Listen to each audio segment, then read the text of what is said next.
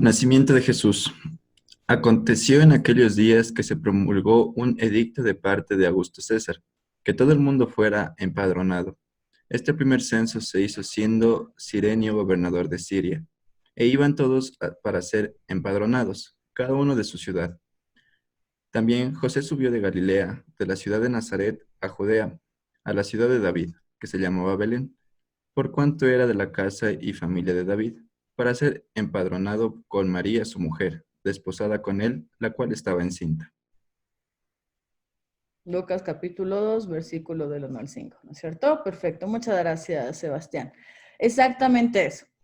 Entonces, esta referencia que nos hace notar que en nuestra historia y en lo que hemos manejado, los conceptos estadísticos son muy antiguos.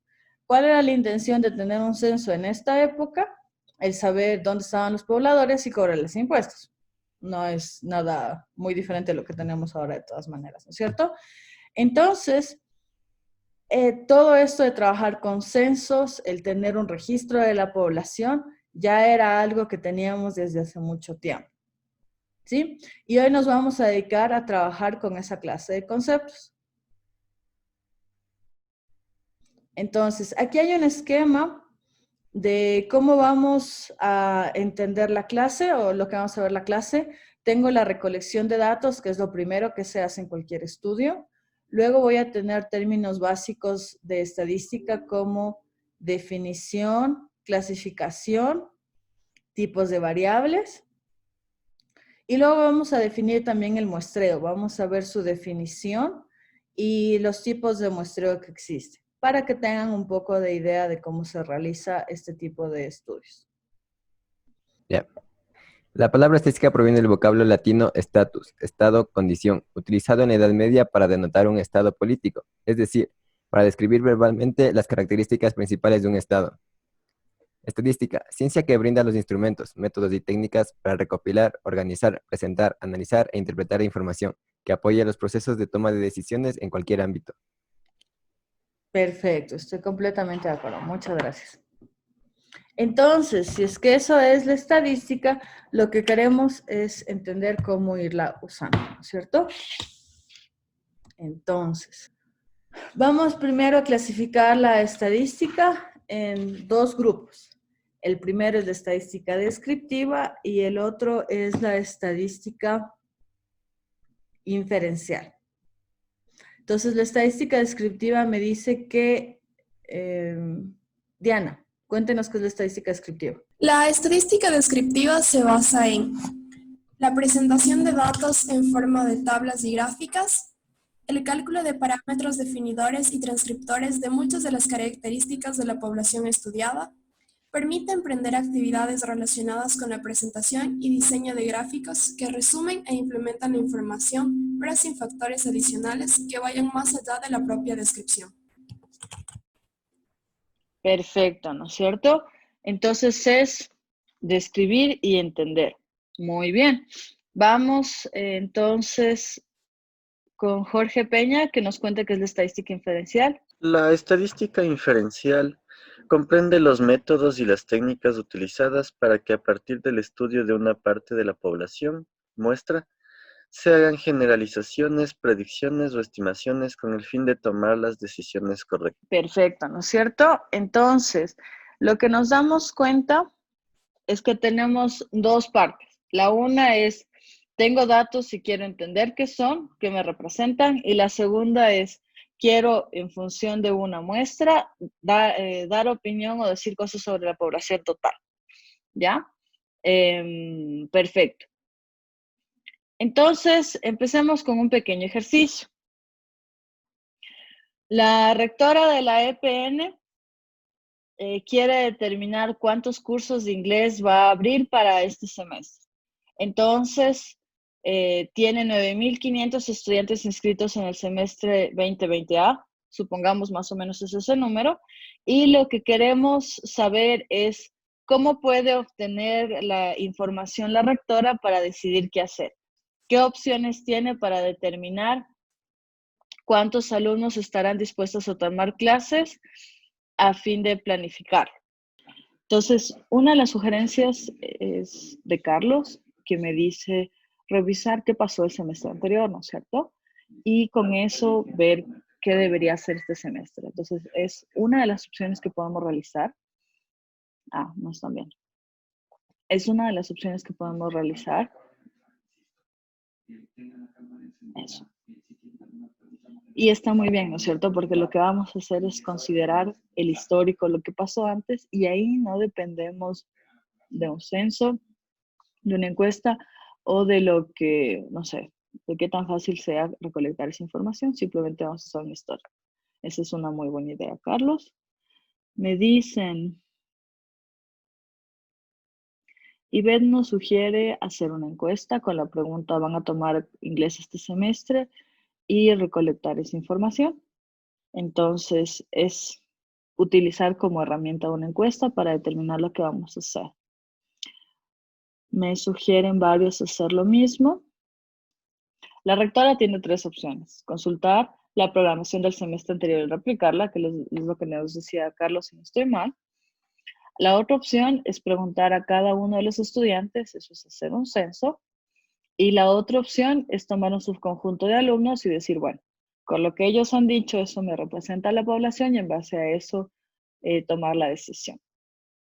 Entonces, en todos los casos nos damos cuenta que en muchos de los casos reales, la única opción o la más viable siempre es la muestra. ¿Por qué? En el verano, por ejemplo, nos mandaron una encuesta para indicar si teníamos conexión a internet o no.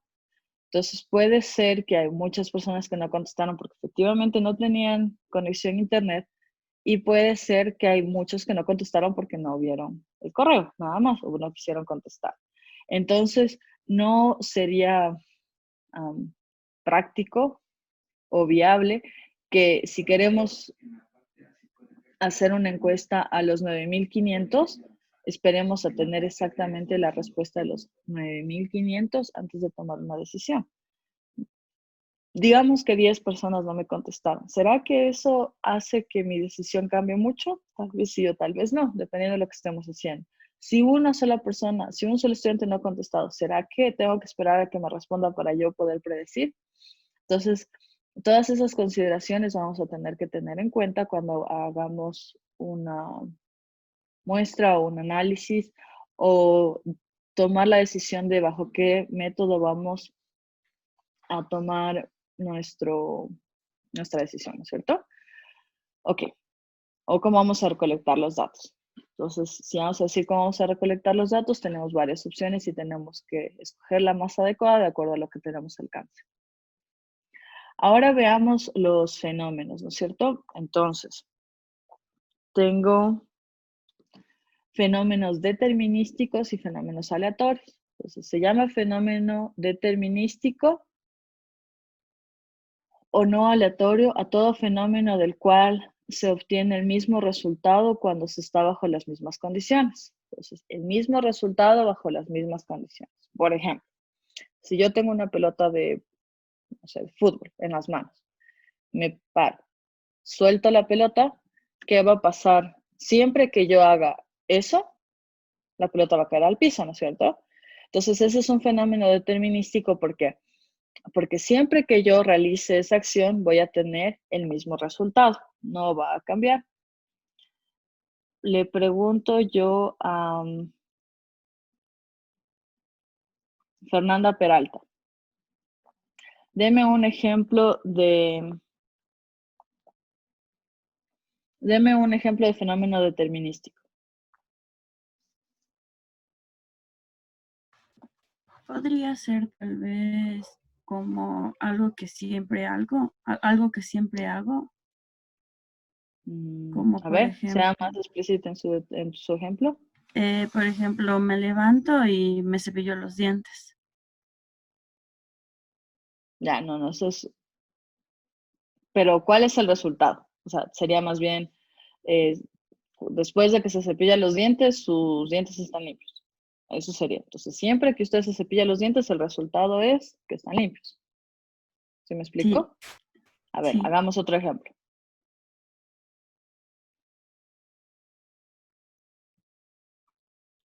Es un P implica como. Siempre Podría que hago algo, ser tengo algo.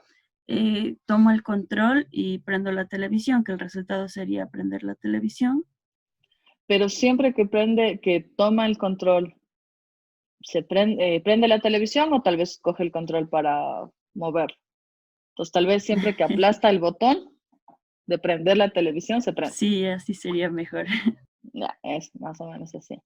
Muchas gracias, Fernanda. A ver, Leonardo, deme un ejemplo de fenómeno determinístico. Los que quieran colaborar pueden escribir siempre en el chat. Estoy con eso en el otro lado también. ¿Aló? A Sí. ver, sería como mm, en clase realizar un día de clases y un día de encuesta de votaciones. Lo más probable es que nadie vaya. A ver, ¿qué? A ver, supongamos que, eh, por ejemplo, las votaciones para el presidente, todo eso aquí del país, siempre se realizan en una fecha. Ujú, Y digamos, alguien tiene un curso, ujú, pero ese curso se va a realizar justo el día que son las votaciones. ujú. Entonces eso va a hacer que nadie asista porque cada uno tiene que estar en sus casas o en su lugar de donde vive votando. No, porque eso no es que siempre pasa, no es que siempre que hay votaciones hay el curso. Quiero ejemplos más de la física o de la vida diaria, o sea, cosas que siempre sucedan. Porque usted usó incluso cuando Inge, hizo la descripción de su ejemplo, ya le doy la palabra, dijo probablemente. Entonces, puede ser que sí, puede ser que no. No, algo que siempre pase. Es como, am, se me ocurre un ejemplo, ¿cuál? A ver, no. Si, si, si cojo agua y lo pongo sobre una hoja de papel, la hoja se moja. Siempre va a pasar eso. Siempre que coja agua y una hoja de papel y le pongo agua encima, se va a mojar. Siempre. A cosas que pasen siempre. Bajo las mismas condiciones que sucedan siempre. Si cojo un fósforo y una hoja de papel y le acerco el fósforo a la hoja de papel, la hoja se prende. Siempre. ¿Ya? Cosas así. ¿Quién me estaba Inge, queriendo dar un consejo? Wilson, dígame. Inge, podría ser un ejemplo que siempre que se prenda fuego, este va a emitir calor. Siempre que el fuego emite calor, siempre. Sí, ok. Entonces, siempre que yo encienda un fósforo o una vela o cualquier fuente de fuego, ese va a emitir calor. Exactamente. Eso es algo Inge, determinístico. otro Dígame, ejemplo Francisco. podría ser, siempre que yo siembro una planta de aguacate, voy a tener como resultado un aguacate. Sí, en principio sí. Ahí Exactamente. Eso vamos. ya está un poco mejor. Me dice Miranda, primero es el relámpago, luego el rayo. Sí, al hacer deporte nos cansamos. Eso, si hago deporte me canso. Eso, exactamente. O sea, siempre que yo hago deporte me canso. Cosas así. De todas maneras, son toda esa clase de cosas que siempre que la realice voy a tener el mismo resultado. ¿Ya? ¿Cuál es la diferencia con un fenómeno aleatorio? Entonces, un fenómeno aleatorio o no determinístico es cualquier fenómeno que no necesariamente se obtiene el mismo resultado cuando se realiza bajo las mismas condiciones. Entonces, por ejemplo, si yo tomo un dado y lo lanzo yo mismo sobre una misma mesa a una misma altura, cuando yo lanzo el dado no siempre voy a tener el mismo número, ¿no es cierto? Si yo hago exactamente el mismo movimiento, puede ser que un día me salió, o sea, que en una ocasión me salió un 6, otra un 3, otra un 1. ¿Listo? Entonces, Cristian Perugacci, ¿me puede dar un ejemplo de un fenómeno aleatorio? Podría ser lanzar una moneda al aire y cuando caiga puede caer la cara o sello. Exactamente, eso es un fenómeno aleatorio. Perfecto. Ay, se me fue su nombre, perdón. Perfecto, Cristian. Ya. ¿Alguien más que me quiera dar un ejemplo de un fenómeno aleatorio?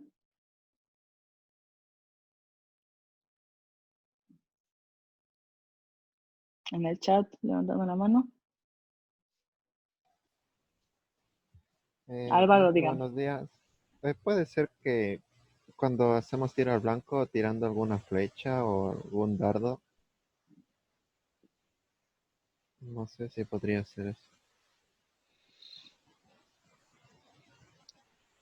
Eh, mm, ¿Cómo les digo? Depende de quién lo haga. Digamos, si tiro yo, no soy muy hábil con los dardos, entonces si cada vez que lo hago, obtengo resultados diferentes.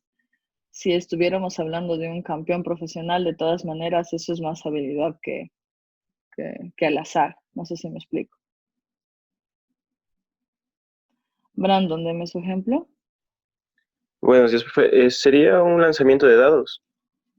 Lanzamiento de dados, estoy completamente de acuerdo. Lanzo los dados de la misma manera y puedo tener dados diferentes. Wilson me dice el clima. Sí, estrictamente sí, el mundo se mueve y puedo tener temperaturas diferentes. Estamos de acuerdo. Un poco así. ¿Alguien más que me quiera dar un ejemplo antes de pasar?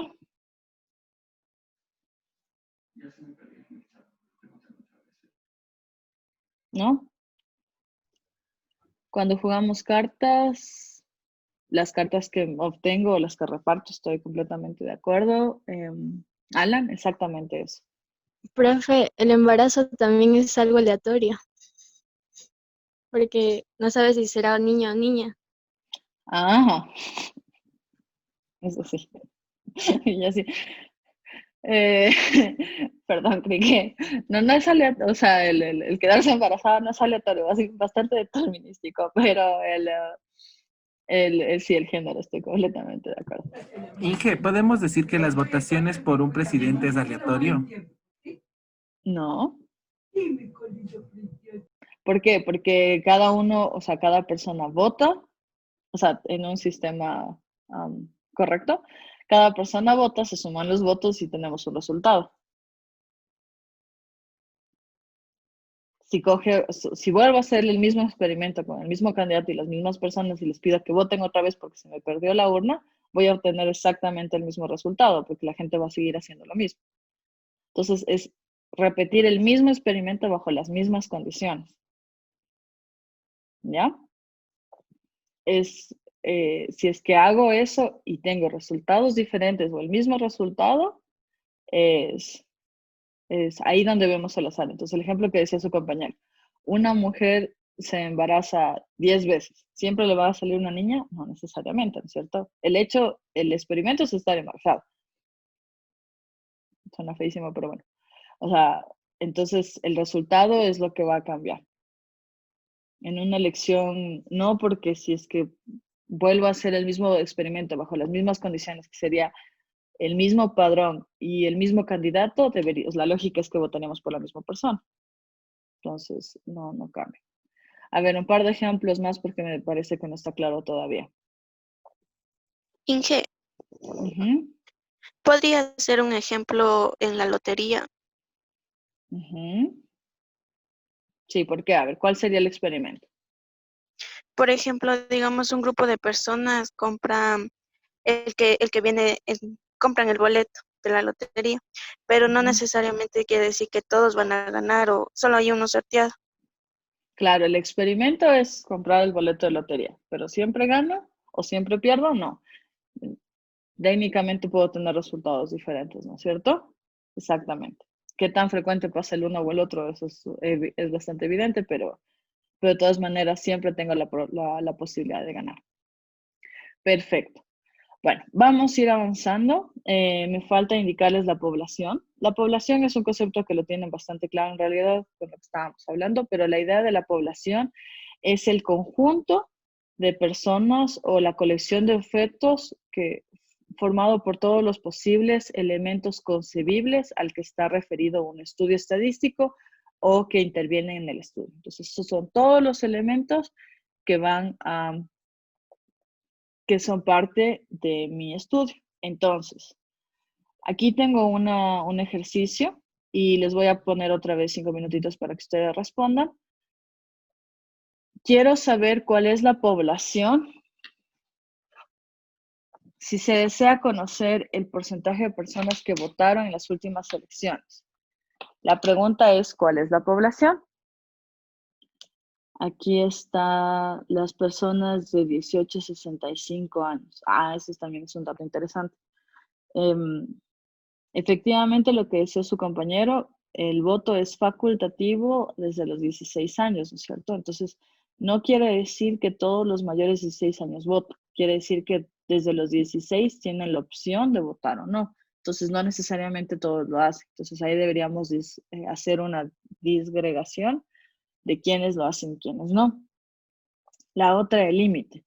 Hasta los 65 es obligatorio votar, pero no quiere decir que si es que alguien tiene 66 no puede votar. Mi abuelita tiene 72 y vota siempre. Quiere decir que después de esos, de los 65, es su decisión si va a votar o no. Si no lo hace, no es que le van a penalizar o exigir la papeleta de votación, pero siempre tiene el derecho a votar. Entonces, con eso ya se van dando cuenta que tenemos que filtrar un poco, ¿no es cierto? Entonces, aquí está un poco, me dice todas las personas, Ivette, me dice todas las personas que votaron. Ya, eso está un poco más cercano, dado que tenemos todas estas posibilidades, ¿cómo me doy cuenta de todas las personas que votaron? Aquí me dice todas las personas que fueron invitadas a votar.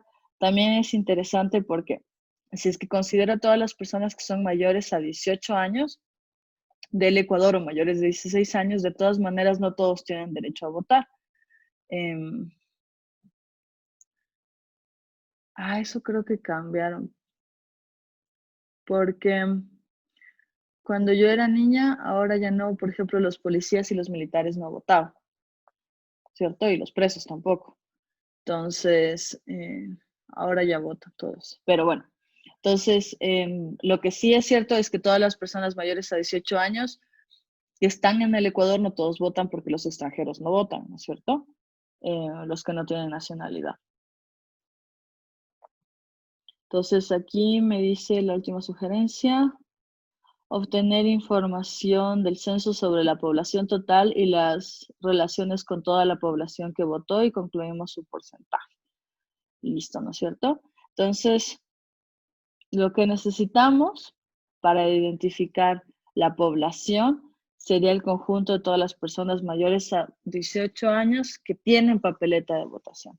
Esa sería la cantidad de personas que votaron en realidad.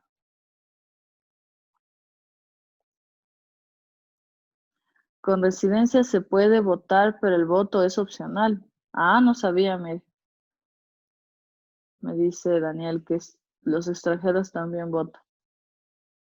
No sabía eso. Bueno, entonces, todavía, entonces hay todos los mayores de 18 años, no necesariamente porque hay un grupo que puede decidir si vota o no vota. ¿De acuerdo? Entonces, para tener un poco más claro de lo que estamos manejando, vamos a definir un poco de vocabulario para quedar claros de lo que estamos hablando. Entonces, a medida que vayamos usando esto, nos va quedando claro, pero si tienen dudas, siempre pueden regresar a su vocabulario para responder sus preguntas, ¿no es cierto? Entonces, por favor, si me ayuda Jessica leyendo esas definiciones. A ver. Variable. Es una característica o atributo de la población a ser estudiada en el proceso. Individuo. Cada uno de los elementos que forman parte de la población. Parámetro. Valor numérico que identifica alguna de las características de la variable en la población. Estimador. Expresa matemáticamente que especifica cómo utilizar los datos de la muestra para estimar un parámetro. Muchas gracias, Jessica. Entonces, exactamente eso. Tengo yo una característica de la población que voy a llamar variable, la cual puede tomar un cierto valor al que voy a llamar parámetro, que es el valor real, pero no necesariamente voy a conocerlo porque es muy costoso o muy complicado evaluar a toda la población. Entonces, yo puedo construir un estimador que lo que va a hacer es eso, es aproximar el valor del parámetro, ¿ya? Todo eso lo vamos a ver más o menos en el segundo bimestre, pero aquí ya vamos a tener un poco de vocabulario para entender de qué estamos hablando. Ok.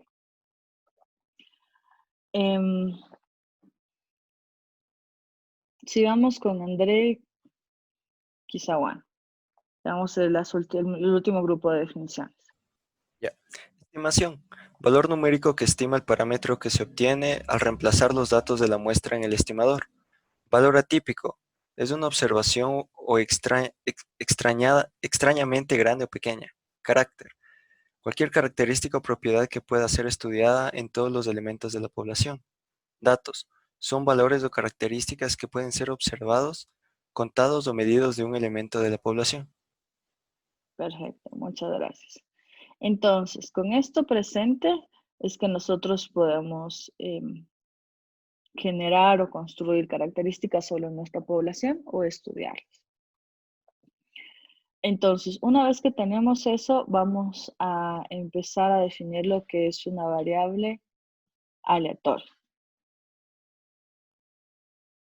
Por favor, Johnny Ruiz. Una variable estadística es el símbolo que representa el dato o carácter objeto de nuestro estudio de los elementos de la muestra y que pueden tomar un conjunto de valores. Perfecto. Entonces, muchas gracias, Johnny. Vamos entonces a clasificar a la variable estadística en dos grupos. En un grupo cuantitativo y en un cualitativo. Entonces, yo puedo decir que un conjunto es, que una variable aleatoria es cuantitativa. ¿Qué les dice la palabra cuantitativa?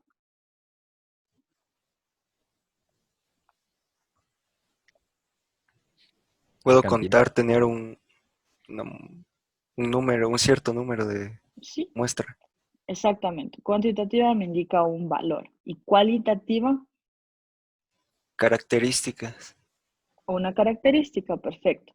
Entonces, voy a clasificar a las variables estadísticas como cuantitativas, cuando puedo determinarlas mediante un número, y cualitativas si lo que me ubican es una característica. Dentro de las cuantitativas tengo discretas y continuas. Discretas, naturales, continuas, los reales. Cualitativas tengo nominales y ordinales. Nominales me indica que separo en un grupo, ordinales que separo en un grupo ordenado. A ver, veamos la definición más a detalle y con eso vamos a ir, ojalá, entendiendo mejor. Entonces, me dice que tengo una variable cuantitativa, números, puede ser cuantitativa discreta. Si es que es cuantitativa discreta, es aquellas a las que se les puede asociar un número entero. Y lo que implica es un proceso de conteo. Por ejemplo, si es que quiero determinar cuántos empleados tengo en una cierta fábrica o cuántos empleados sanos tengo en una fábrica, eso va a decir contar, ¿cierto? ¿Cuántos de mis estudiantes están poniendo atención a clases? ¿Cuántos, no sé, cuántos productos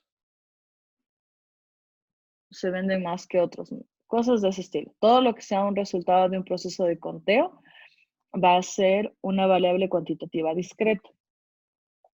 Una variable, en cambio, cuantitativa continua va a ser cualquier resultado de un proceso de medición. Quiero medir el tamaño de la población, el peso de los estudiantes de mi curso, el tiempo que le toma a un cliente ser atendido en el banco. Todo lo que sea resultado de un proceso de medición, vamos a decir que son variables cuantitativas, continuas. Entonces, por favor, David Santos, ¿me puede decir un ejemplo de variable cuantitativa discreta? Y Alan Segovia, un ejemplo de variable cuantitativa continua.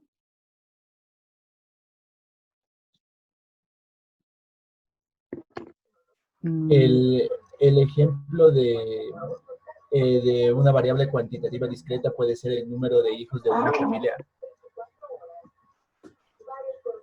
Sí, el número de hijos en una familia. Está muy bien. ¿Y cuantitativa continua? Podría ser en un grupo de clase, analizar dependiendo de una talla que debe ser la correcta, cuántos están por debajo o por encima de ella. Ya, eso es un poco más allá, porque ya es comparar y decir y medir, ¿no es cierto? Pero empezar por medirlos, eso sería la Ujú. variable. De ahí, ¿qué hacemos con ella? Ya es un paso siguiente, pero sí, estamos muy bien. A ver, muchas gracias a los dos. Sigamos con las variables cualitativas. Entonces, son características no numéricas del fenómeno que se estudia, ¿ya? Las ordinales son aquellas que se pueden asociar a un orden o son susceptibles de ello. Entonces, si yo tengo una característica que me permite generar un orden dentro de mi grupo, eso va a ser una variable aleatoria ordinal. Por ejemplo, si yo decido formar grupos em, en función del apellido, de la primera letra del apellido, y luego los ordeno con un orden alfabético. Entonces, yo voy a tener una característica que tiene cada uno de ustedes y luego los voy a poder agrupar en una manera ordenada. Otro ejemplo, yo puedo clasificar a los miembros de una población o de un grupo por los años de estudio que hayan realizado. Entonces puedo, sí, ese ejemplo no era el que quería. No por los años de estudio, sino por el tipo de servidor público que es. En el sector público, todos los servidores públicos tenemos una categoría en la que estamos, servidor público 1, 2, 3, 4 o 5. Entonces yo puedo coger todos los servidores públicos, poner a cada uno en una categoría y así ordenarlo de menor a mayor o de mayor a menor, ¿ya?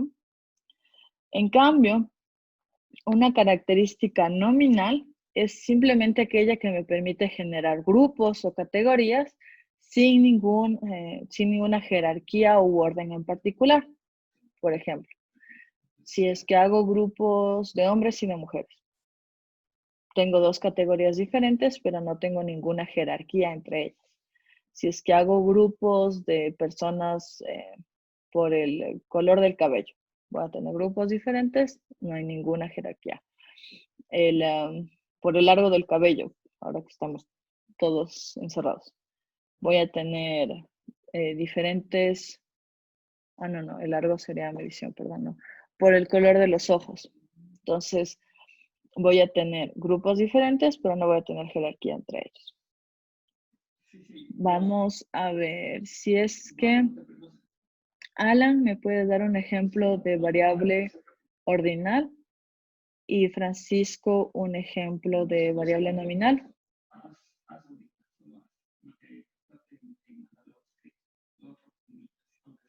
Podría ser cuando, por ejemplo, los resultados de un examen se dividen por categorías de quienes sacaron a partir de 8 y quienes menor a 8. Ya, si saco grupos de aprobaron o no aprobaron el curso, Ajá. por ejemplo. Exactamente. Entonces ahí puedo tener categorías. ¿Qué me está dando el ejemplo? ¿Nominal o ordinal? Ordinal. No ordinal, exactamente. Entonces ahí podría tener dos grupos. Perfecto. ¿Y el ejemplo de nominal?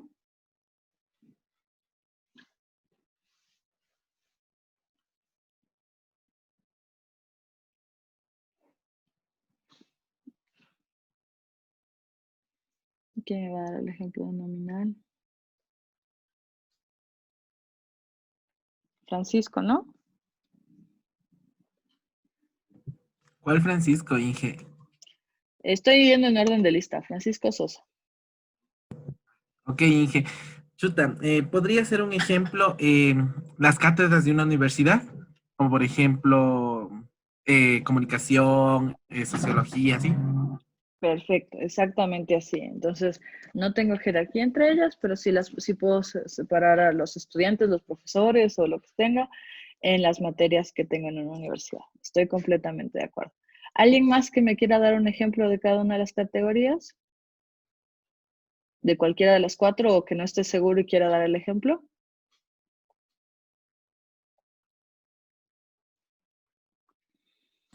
Profe, tengo una pregunta.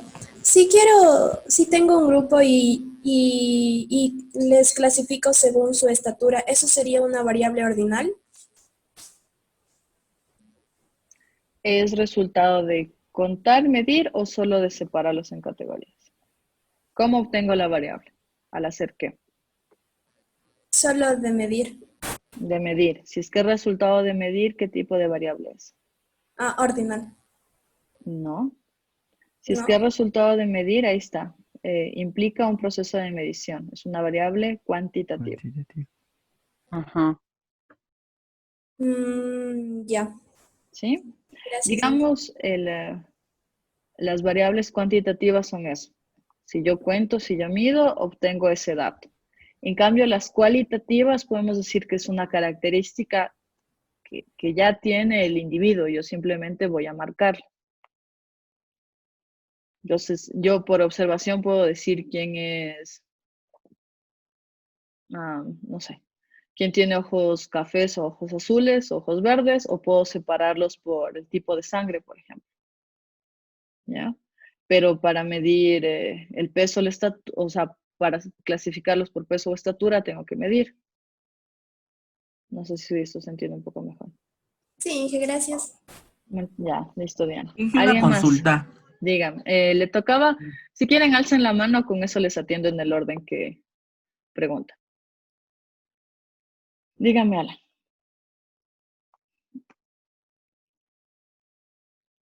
Alan.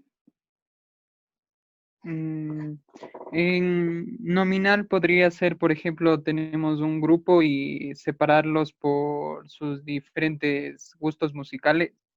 Perfecto. Entonces voy a hacer preparar un grupo entre los que les gusta el reggaetón, la tecnocumbia y el pop. No sé.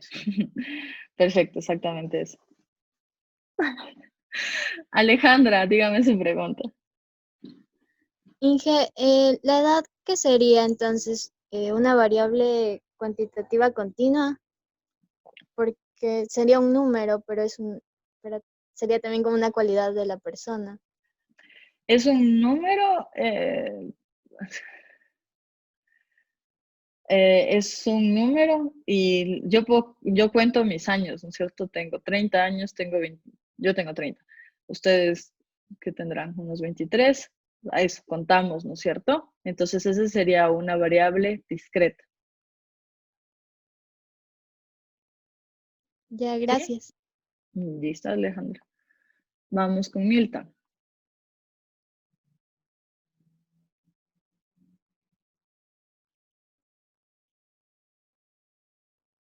Vamos con Milton Chilan. Sí. Bueno, para agrupar una población por su nacionalidad, ¿sería una variable ordinal o nominal? ¿Usted qué cree? Nominal. Perfecto, nominal, porque si los clasifico por nacionalidad no voy a tener jerarquía, ¿no es cierto? Simplemente es grupos diferentes. Ya, gracias. Muy bien, Francisco.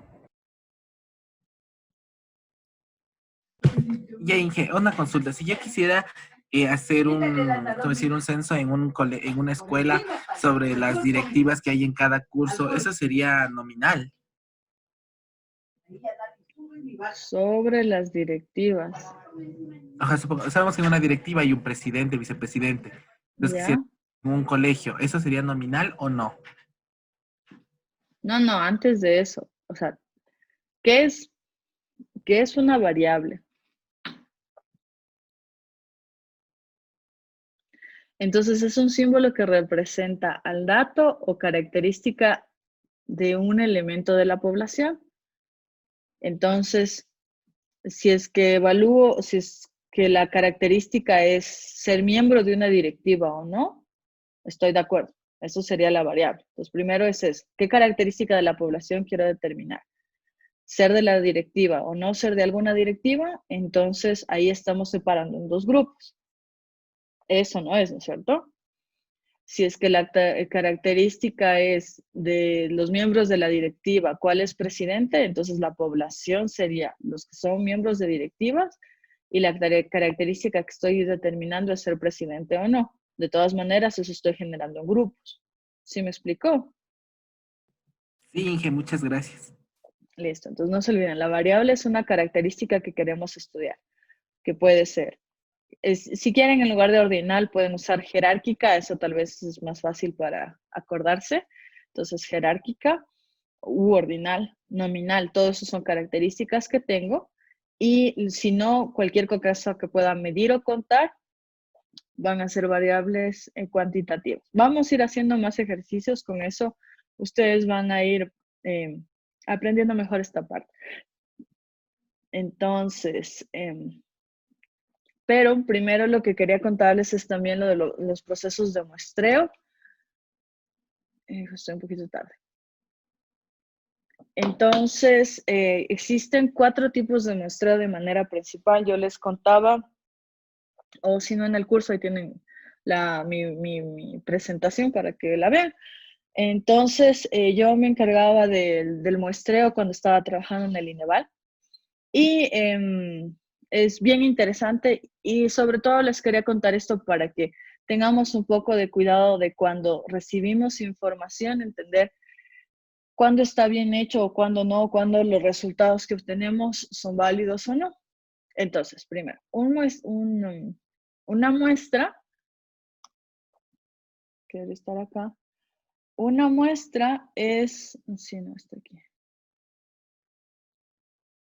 Creo que le puse después. Una muestra es cualquier subconjunto de la población. ¿Sí? ¿Ya? Entonces, un proceso de muestreo es cualquier proceso que yo voy a realizar para obtener una muestra. Y eso es todo. Entonces, tengo 2 tipos de muestreo a considerar. Puedo tener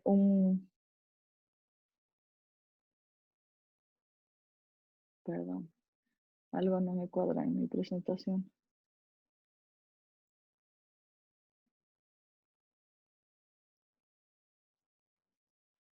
¿Sí?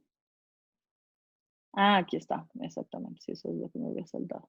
Ya, perdón, me salté una diapositiva, entonces no me cuadraba nada. Entonces, tengo formas en las que yo puedo expresar, buscar mis datos. Entonces, la primera opción es el censo, que ya lo hablamos bastante hasta ahora, es evaluar a todos los individuos de la población, absolutamente a todos. Eso, en general, no es posible, es muy costoso. Este año tenemos que hacer el censo nacional, no sé cómo lo van a hacer dado todas las condiciones que ustedes saben. Entonces, el tener un censo es lo ideal, pero no es lo más factible. Entonces, si es que no es posible, voy a realizar una muestra. Entonces, una muestra es cualquier subconjunto de la población, cualquier. Ahora, puedo tener muestras no probabilísticas o probabilísticas. Una muestra no probabilística quiere decir que al yo seleccionar los elementos de la muestra, no tuve en cuenta su probabilidad de ocurrencia. Es decir, qué tan bien representan a la población o qué tan atípicos son. Ya vimos la definición de atípico, ¿ya? Entonces, si yo quiero hacer una muestra de los gustos musicales, como decía su compañero, y me voy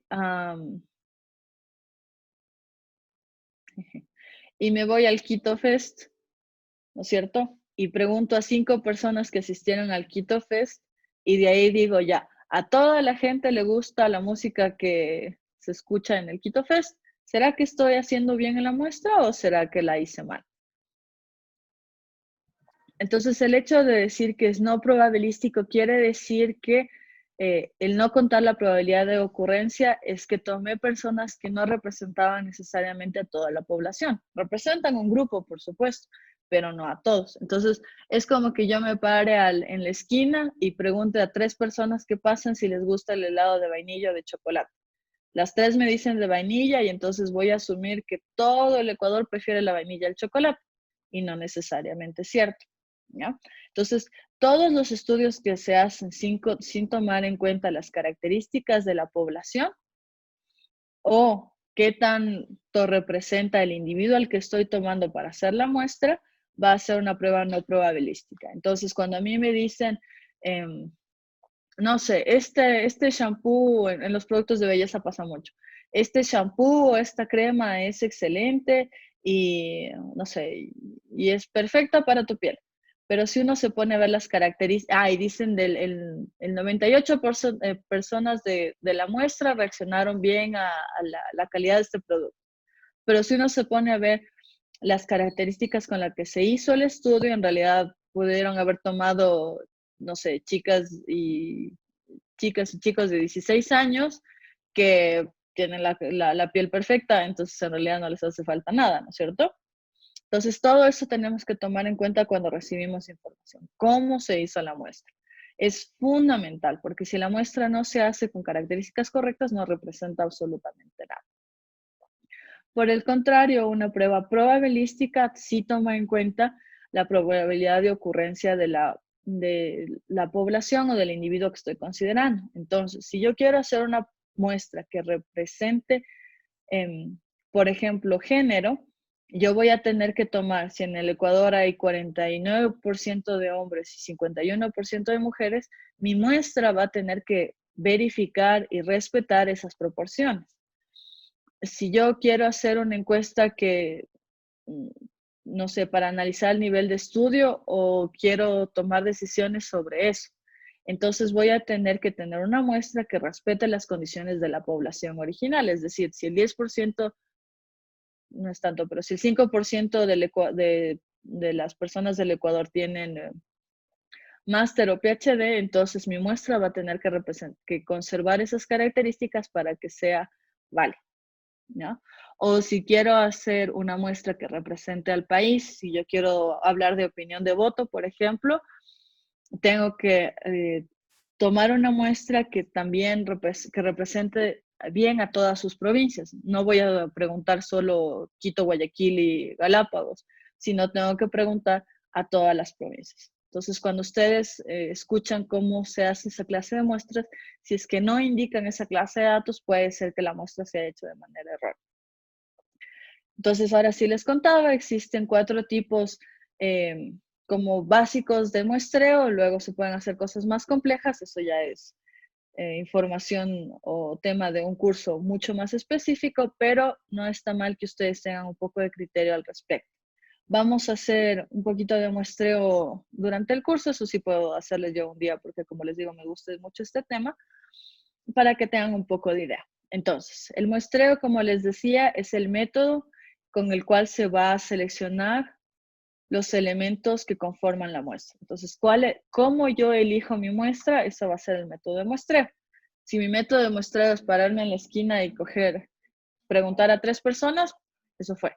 No es un muestreo aleatorio, ¿no es cierto? Pero ese fue mi método de muestreo. Entonces, ¿cómo yo decido cómo voy a construir la muestra? Es mi método de muestreo. ¿Y cuántos elementos voy a escoger en la población?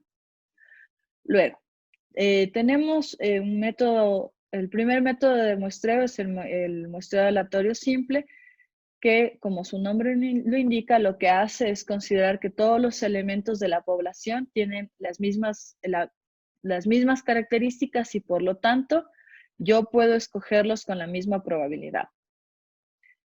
Eso se hace cuando estoy trabajando en un grupo homogéneo o lo asumo homogéneo bajo las características que quiero determinar. Por ejemplo, quiero determinar el nivel de satisfacción de mis cursos. Entonces voy a hacer una encuesta a todos mis estudiantes. Como todos mis estudiantes reciben el mismo trato porque tienen la misma profesora, entonces todos tienen la misma probabilidad de ser elegidos. Yo no voy a preguntar a los 200 estudiantes que tengo, sino simplemente a 50. Y ellos me van a decir si el curso está bien o no, ¿ya? Entonces todos tienen la misma probabilidad de ser elegidos. Esto se puede hacer tanto en variables continuas o discretas. Cuando estoy trabajando con variables continuas, voy a considerar que todos pertenecen a un mismo intervalo. Eso lo vamos a ver un poco mejor en unos 15 días, ¿ya? Pero la idea es que todos tienen la misma probabilidad de ser elegidos. Luego puedo tener un muestreo por estratos. El muestreo por estratos lo que quiere decir es que voy a organizar a las personas por grupos y dentro de cada grupo voy a asumir que se comportan de la misma manera. Entonces, siguiendo con el mismo ejemplo. Quiero hacer una encuesta de satisfacción de mis cursos, pero los voy a separar por materia, porque estoy teniendo estrategias diferentes dependiendo de la materia que estoy dictando. A los de álgebra estoy haciendo unas cosas y a los de probabilidad otras y a los de afín otras. Entonces los voy a separar por materia, tomando en cuenta que dentro de cada materia la aplicación de la clase es exactamente igual. Entonces, dentro de cada curso, las características son muy similares, entonces no va a haber diferencia entre ellos, y entre grupos sí pueden ser muy diferentes. Entonces, por ejemplo, con ustedes es con los únicos con los que estoy usando el NIPO, casi. Entonces, entre clases puede haber muchas diferencias, pero dentro de la clase todo es lo mismo, ¿no? Entonces, un estrato sería la materia. Listo. Y la otra opción es trabajar por conglomerados. Entonces, esto lo que dice es que es un tipo de muestreo en el cual se organiza de la población en grupos que son internamente heterogéneos. Y cada conglomerado es muy similar a la población. Entonces, si mantengo mi ejemplo de la población de todos mis estudiantes, entonces yo puedo hacer conglomerados en los que tenga 5 estudiantes de cada materia y los pongo en grupos. Entonces, cada grupo tiene las mismas características que todos mis estudiantes, nada más que son grupos de 5 en lugar de 50, y entre ellos son muy diferentes. Entonces, la idea es que cada conglomerado me representa a la población, a todo mi grupo de estudiantes, y lo que yo voy a hacer es tomar el conglomerado para hacer la muestra. ¿Ya? Finalmente, el muestreo aleatorio sistemático lo que hace es ordenar la población como en una lista, y yo lo que voy a decir es voy a seleccionar a cada 50 individuos.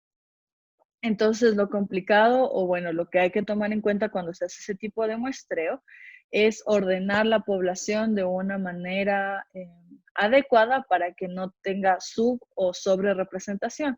Por ejemplo, puedo tener, no sé, hombres y mujeres. Entonces, lo que va a pasar es que si tomo cada 50, al final voy a haber tomado varios hombres y varias mujeres en mi lista, si tomo cada 5 personas, por ejemplo. Pero si lo ordené de una manera, eso, por ejemplo, si ordené hombre, mujer, hombre, mujer, hombre, mujer, y siempre estoy tomando los pares, entonces al final mi muestra va a tener solo hombres. Entonces, cómo ordeno los datos va a ser importante en este método, y luego en realidad funciona bastante bien.